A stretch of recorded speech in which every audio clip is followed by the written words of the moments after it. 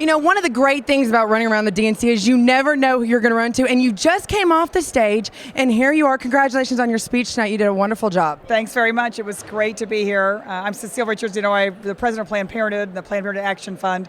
It was great to see the reaction of the crowd here tonight. Let me ask this question. Obviously, women's issues are very important to you. How is women's issues in the Democratic platform going into the November elections? How do they kind of tie together? Well, I think that the Democrats have been very strong, both on women's health care access, and of course, one of the big issues is whether or not women are going to have access to birth control and affordable health care. The Democrats have been so strong on this, and President Obama in particular. So I feel very good going into the November elections. Now, there's a lot of pushback, obviously. One of the latest issues coming out is taxpayer-funded birth control, taxpayer-funded abortion. What's kind of your answer to that, and why is this so important to our society these days? Well, of course, there is no taxpayer funding for abortion. That's not what this is about at all. What there is, of course, that now a requirement that insurance companies, not taxpayers, but insurance companies, that they cover birth control just like they cover all other women's health care.